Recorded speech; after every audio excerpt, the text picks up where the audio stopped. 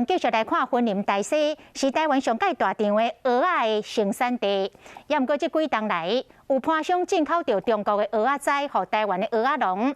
结果因为天气的变化，所以进口的蚵仔仔大量来死亡，危害到整个的养殖区。另外，佫有这个盘商为越南进口到较俗的蚵仔肉，掺入伫台湾的蚵仔内底，卖予消费者。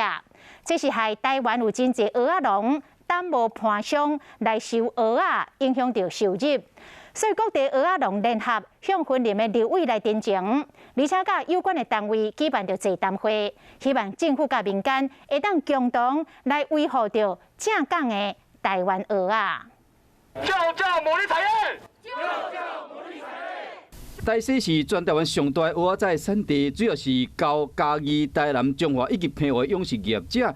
不过，这几年来有大盘商开始进口中国蚵仔仔入来台湾，天气无稳定的时，进口蚵仔仔较敖死，影响到整个养殖区。另外，也有生意人进口越南较俗的蚵仔肉，冒充台湾的蚵仔卖予消费者。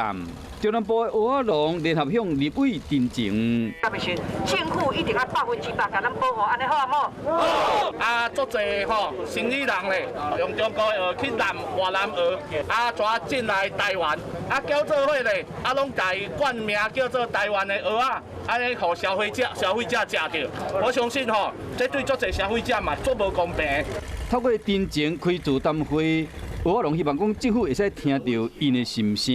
大家要吃，保着要吃，甚至有年高人要吃，咱规个产业毋是中央土位吗？其他人禁，大家拢无吃，大家竞争的起点是同款的，所以也一定要禁止我来种。卫生部食药署希望讲未来会使做调整，保障咱台湾的蚵仔农。我们在后市场，它应该要标示散装，就是要标示产品的名称跟原产地。饲蚵是台湾西华沿海重要的产业之一，而且有悠久的历史。农友期待讲政府会使解决这个危机。